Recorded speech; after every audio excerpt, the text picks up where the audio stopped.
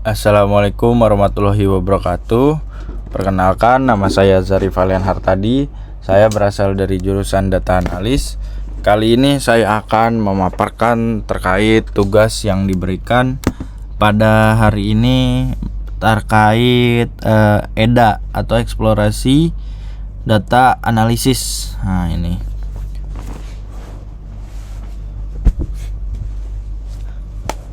Untuk yang pertama ini ada data understanding. Jadi saya menggunakan data dari Kaggle ya.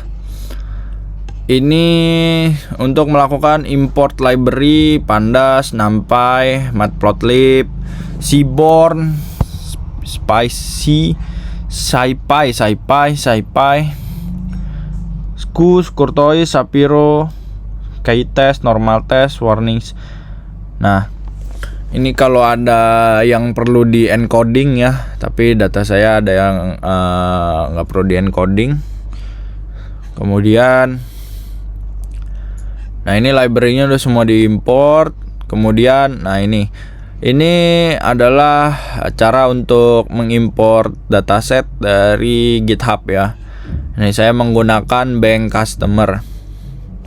Selanjutnya saya melakukan import dataset menggunakan file CSV. Kalau menggunakan file Excel, ini path-nya ini diganti aja, yang atas dikomentarin jadi komentar, yang bawah jadi di non komentarin, seperti itu. Nah, untuk jumlah baris datanya ada 10.000 baris data, kemudian jumlah kolomnya ada 12 kolom. Berikut juga pembacaan data frame-nya ya. Ini ada customer ID, credit score, country, gender, age, tenure, balance, product number, credit card, active member, estimate salary, churn. Jadi kalau dari data set ini bisa kita lihat bahwasanya ini adalah data customer bank ya, di salah satu bank.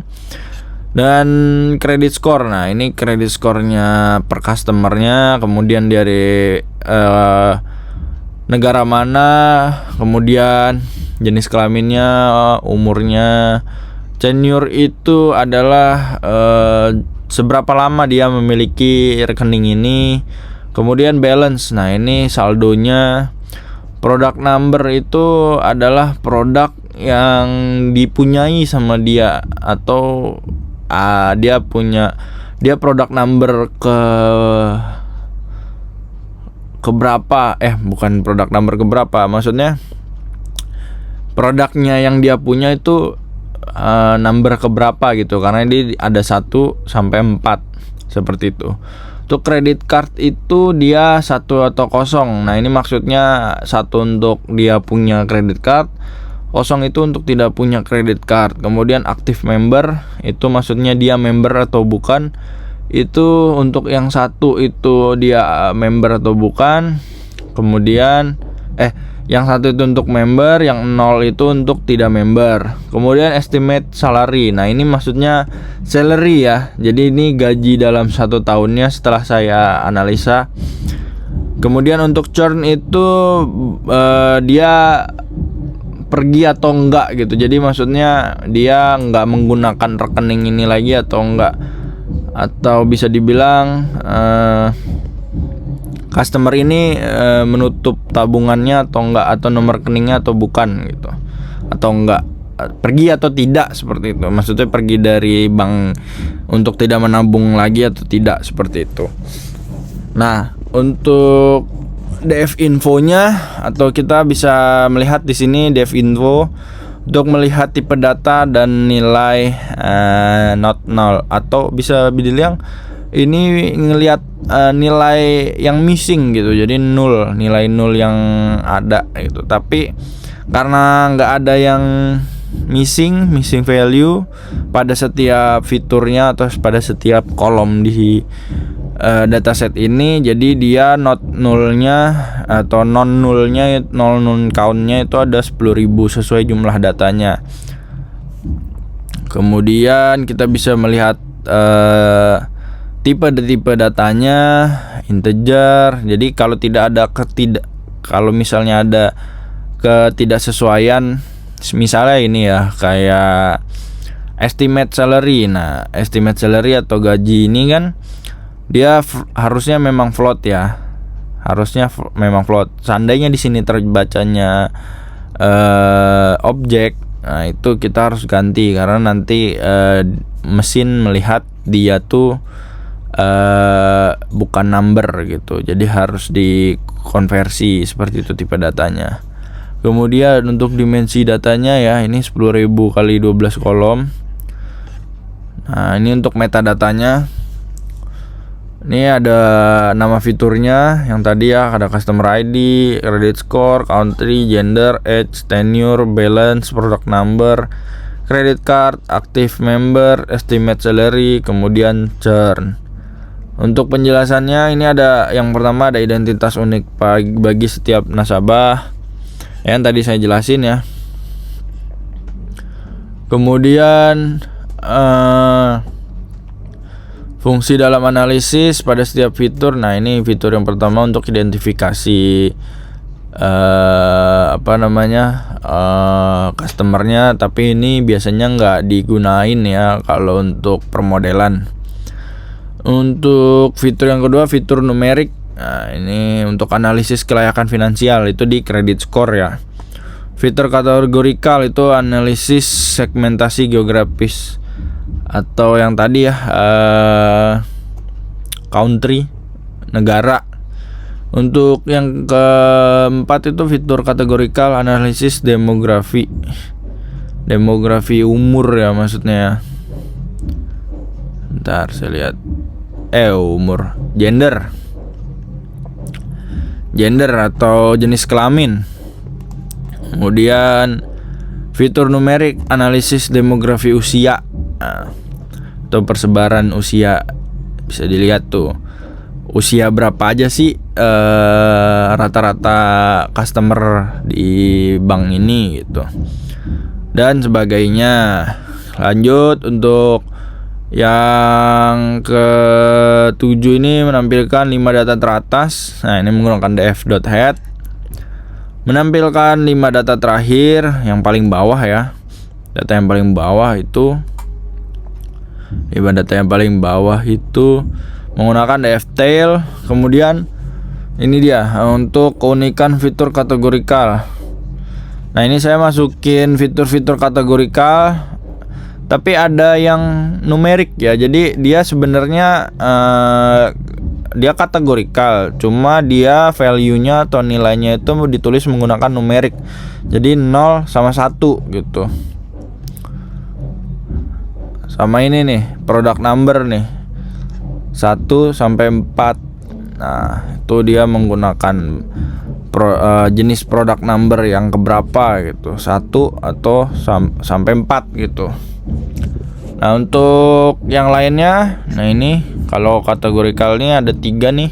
Di country ada 3 kategori, France, Jerman, sama Spain. Nah, ini persebaran nilai setiap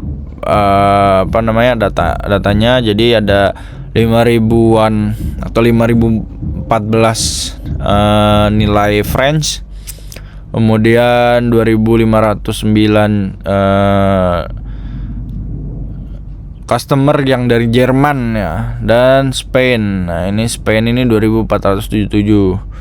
Jadi orang atau customer yang ada di bank ini paling tinggi adalah orang dari negara France. Kemudian dari persebaran gendernya yang paling banyak laki-laki ya, yang memiliki tabungan atau rekening di bank ini. Kemudian ada credit card. Nah, ini ada yang punya credit card itu ada 7.000. Nah, ini banyak ya, banyak banget nih ketimbang yang tidak memiliki. Kemudian active member itu member yang jadi member atau enggak, itu yang paling banyak. Nah, ini bisa kelihatan nih, dia banyak yang menggunakan member atau menjadi member. Nah, ini 0 dan 1 pada churn ya. Jadi 0 ini tidak pergi. Jadi bisa terlihat nih, ternyata yang pergi tuh lebih kecil atau lebih sedikit daripada yang tidak pergi gitu. Jadi ini suatu insight nih untuk perusahaan atau bank kita untuk ternyata performa kita bagus gitu ya. Tapi juga insight yang lainnya bahwasanya kita harus mau ngapain nih untuk yang pergi-pergi nih, kenapa dia bisa pergi nih, harus kita analisis nih nanti gitu. Untuk deskripsi statistik, fitur numeriknya, nah ini fitur numerik itu ada credit score, age, tenure, balance, estimate salary. Kalau bisa dilihat di sini rata-ratanya standar deviasinya nggak ada yang lebih dari rata-rata persebarannya ya, atau rata-rata nilai pada setiap fitur. Jadi ini persebaran datanya nggak ada, atau bisa dibilang outliernya sedikit gitu. Outliernya tidak terdeteksi banyak gitu. Tapi nanti kita untuk lebih lanjutnya kita harus menggunakan box plot ya, seperti itu. Tapi ada anomali nih, ada anomali di age. Di age itu umur minimalnya 18, maksimalnya 92. Jadi ini bisa dilihat bahwasannya umur 92 itu anomali gitu. Jadi maksudnya ini salah inputasi atau bukan gitu. Karena ya memang ada manusia yang umur 92 tahun, tapi apakah benar gitu kalau di bank kita itu ada yang umurnya 92 tahun, atau salah penginputan gitu, atau salah penginputan dari awalnya gitu. Nah, ini untuk cek skewness. Untuk melakukan cek skewness, nah kan benar age itu miring persebarannya, miring ke kanan. Jadi dia sangat miring nih. Kenapa sangat miring? Berarti banyak orang yang tua nih umurnya nih. Banyak yang orang-orang tua di bank kita gitu. Tapi itu bukan masalah, karena emang datanya kan real ya. Biarkan dia miring, nanti kita buat nanti untuk langkah pre-processingnya kita harus bagaimana caranya untuk tidak miring gitu. Kita buat tidak miring gitu. Bisa kita lakukan smooth atau yang lainnya ya, ada caranya seperti itu. Kemudian untuk cek kurtosis. Nah, ini untuk cek kurtosis ini untuk yang mesokurtik itu ada di credit score, itu normal. Yang lainnya leptokurtik atau ekornya berat. Jadi dia bikin lonceng, tapi untuk ekornya agak sedikit berat banget gitu. Jadi persebarannya merata ke tengah, tapi dia ada ekor-ekornya. Jadi ada gimana ya, ekornya tebel gitu. Jadi lonceng, tapi dia gimana ya, penggambarannya tuh seperti gunung, tapi dia hutannya tuh banyak gitu loh. Nah, kalau yang ekornya tipis, hutannya udah dibabat-babatin gitu. Jadi udah nggak ada gitu. Dia ada loncengnya, cuma ekornya tipis gitu atau datar. Kemudian cek distribusi univariat, bivariat, multivariat. Nah, ini hasilnya ya. Nah, ini yang tadi saya bilang lonceng ini nih. Ini dia tuh apa sih namanya? Kalau yang credit score ini kan mesokrutik ya. Dia loncengnya baik gitu, bentuknya seperti ini nih, seperti mirip lonceng gitu, mirip lonceng, apa sih, ujungnya lonceng gitu loh. Nah, kalau yang edge ini kan dia lancip banget nih. Nah, nih kita bisa lihat ya, edge ekornya berat, lancip, berat atau lancip ya, nih ada tulisannya nih. Nah, untuk yang ekor tipis, ini tenure, nah ini nih. Jadi dia naik bikin lonceng tapi gitu. Jadi dia mendatar begini untuk ujungnya. Ini juga tuh ujungnya. Untuk balance juga nih, ya kan. Cek distribusi, uji normalitas statistik. Nah ini saya datanya emang nggak normal ya. Dari seluruh data numeriknya.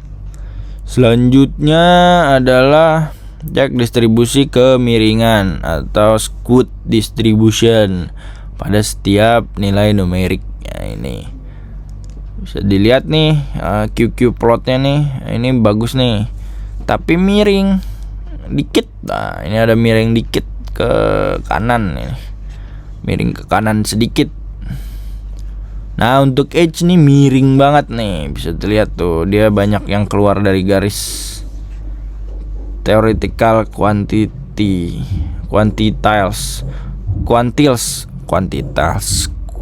itu atau kuartil ya, keluar dari kuartil. Nah ini kan 0, 25, 50, 75, 100. Ini juga nih.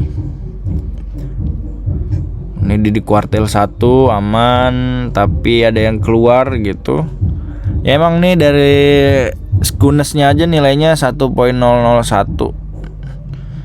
Kemudian untuk tenure juga miring, agak sedikit miring ya di kuartil 3-nya. Seperti itu dan seterusnya. Untuk cek data kosong. Nah, ini untuk dataset saya kayaknya nggak ada yang kosong ya. Oh iya benar. Nah, ini nggak ada yang kosong ya. Nggak ada yang missing gitu. Kalau ada yang missing kita harus lakukan imputasi atau ya kita buang gitu kalau di bawah 5%. Tapi ada juga kalau misalnya kita memang perlu, nah itu kita harus menggunakan imputasi gitu dengan teknik-teknik yang telah diberikan ya. Kemudian untuk lokasi data kosong, nah ini nggak ada yang kosong ya karena emang nggak ada data yang missing.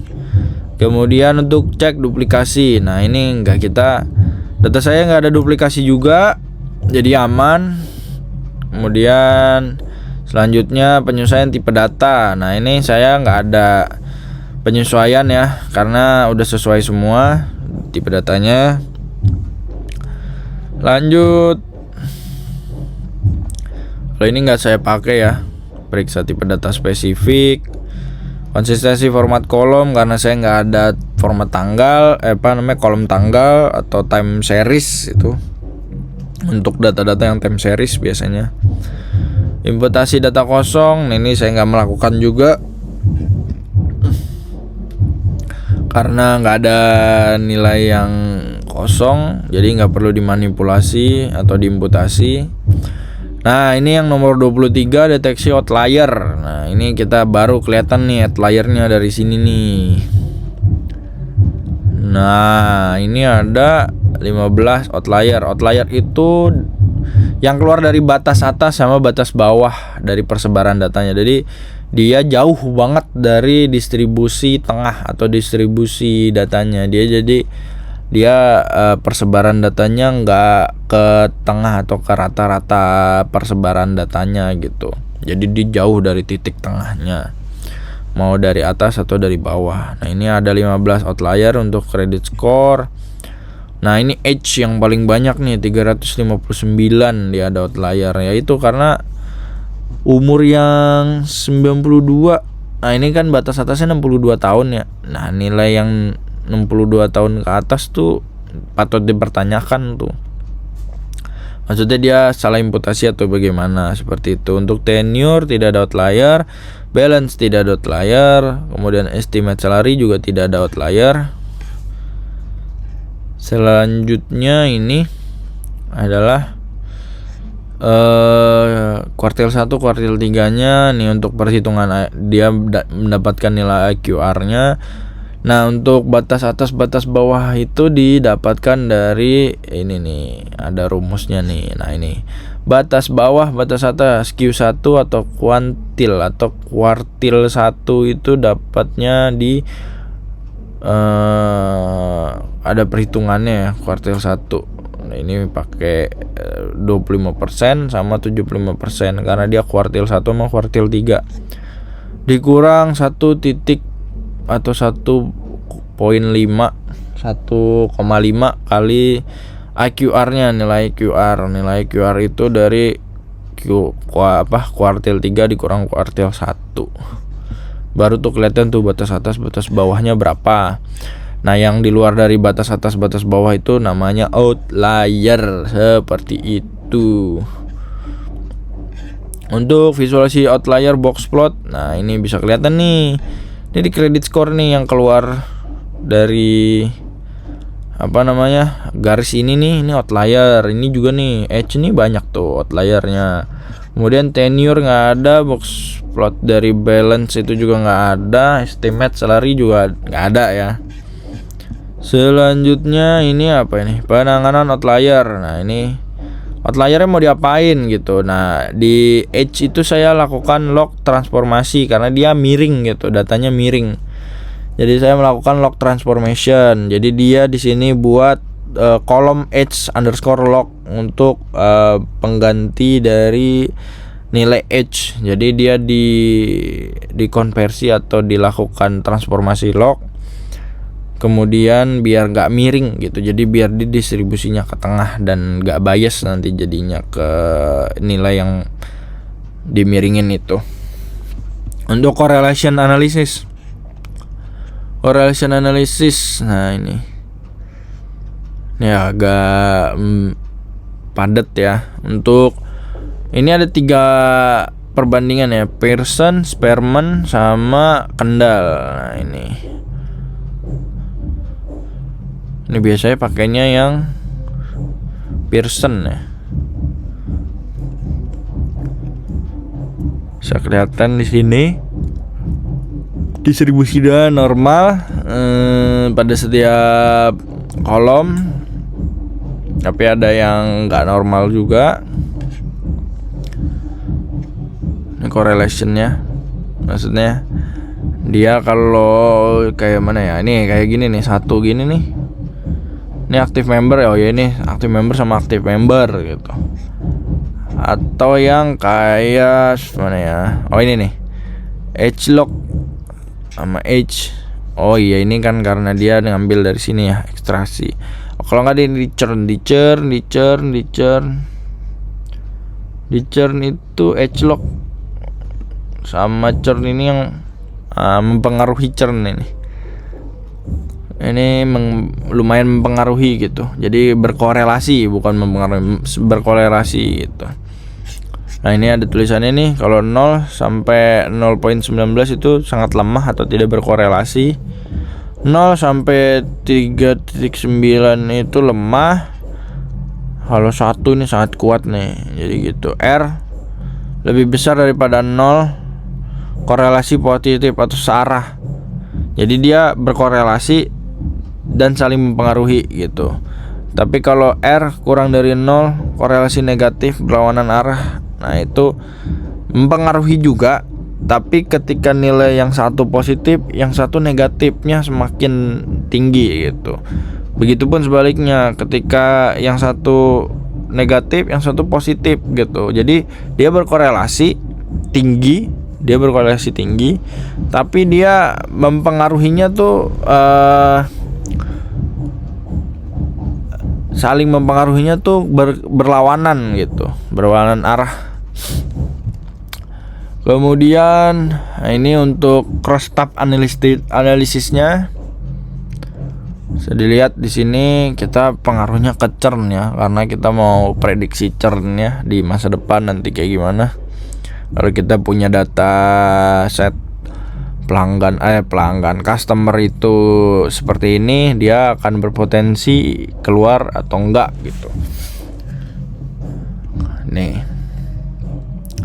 Untuk persentasenya aman di sini, gender juga. Kita lanjut ke heat map correlation. Nah, ini heat mapnya nih, edge sama edge lock ini merah nih. Kemudian edge sama churn ini berpengaruh juga, pengaruh positif tapi masih lemah. Kemudian apalagi bisa kita lihat yang lain, ini 0.12 Balance sama churn ini dia ada pengaruh juga nih. Kasarnya kalau uangnya atau saldonya besar, nah ini churnnya juga berpengaruh juga ya kan, karena dia nyimpen dananya, dia percaya nyimpen dananya di bank kita gitu, jadi dia nggak akan pergi gitu. Ini untuk heatmap correlation dari Spearman, Kendall sama Pearson ya. Seperti itu, kurang lebih sama ya. Ya, sama-sama. Selanjutnya encoding. Nah, ini kita melakukan encoding. Kita lakukan encoding untuk kategorikal ya. Data-data kategorikal dijadiin numerik. Kemudian untuk scaling saya hanya menggunakan robust untuk seluruh data ininya, seluruh data numeriknya saya lakukan robust. Jadi kalau yang di encoding nggak perlu di scaling ya, karena dia udah berubah, pasti sebarannya bagus gitu. Nah ini untuk scaling udah di scaling, hasilnya seperti itu. Kemudian saya lakukan drop customer ID ya, karena dia nggak dibutuhkan gitu. Selanjutnya ini apa? Oh, fitur selection. Nah, untuk fitur selection adalah fitur yang digunakan nantinya untuk melakukan pemodelan. Nah, ini fitur yang paling penting itu age, umur, balance, estimate salary, age lock, credit score. Nah, ini nanti yang berpengaruh ke churnnya ya. Yang di bawah ini juga berpengaruh tapi lebih sedikit gitu. Nah, ini untuk visualisasi histogramnya bisa terlihat di sini. Kalau ini distribusi usia nasabah. Nah, ini usia nasabah dia banyak di umur 40-an ya. Di 30-40-an nih dia, tapi ada juga yang di 80-an nih. Bisa kelihatan nih KDI dari KDI-nya. Jadi dia rata-ratanya dia atau titik tengahnya ada di umur 40-an ya. Kemudian bar chart. Nah, ini kalau di bar chart kita distribusi nasabah berdasarkan negara. Kita bisa lihat nih, kalau di sini France adalah orang yang paling banyak nabung di tempat kita gitu, di bank kita. Berikut juga yang kedua adalah Jerman, kemudian yang ketiga ada di negara Spain atau Spanyol. Nah, untuk pie chart, nah ini dari data yang kita punya, komposisi churn-nya itu yang 0 itu 79%, kemudian yang 20% itu adalah pelanggan yang pergi. Jadi pelanggan yang tidak pergi atau tidak meninggalkan kita tuh ada 79%. Ini artinya performa kita bagus. Bisa dilihat dari sini gitu. Jadi pelanggan tuh percaya atau customer itu percaya sama kita gitu, untuk nabung sama kita gitu. Untuk line chart, nah untuk ini sebenarnya untuk data time series ya. Tapi ini tren rata-rata saldo berdasarkan lama keanggotaan itu ditulis dari tenure ya. Ini di bawah nih tenure nih. Didapat dari tenure 0, 2 tahun, 4 tahun, 6 tahun, 8 tahun, 10 tahun. Jadi masih bergerak rata-rata lah ya. Scatter plot. Nah, ini scatter plot hubungan usia dan saldo nasabah. Hubungan nilai usia sama nilai saldo nasabah itu dia berhubungannya di mana nih? Ini titiknya yang paling rame di sini nih, paling padat. Dia berpengaruh ke churn apa enggak ya? Nah, ini yang outlier nih, ada di sini nih, outlier. Setelah itu ini box plot lengkap ya, pasif, aktif pasif yang berpengaruh ke churn. Kemudian yang terakhir untuk ringkasan akhir EDA, dimensi dataset itu ada 10.000 baris kali 13. Nah, itu kan tadi dari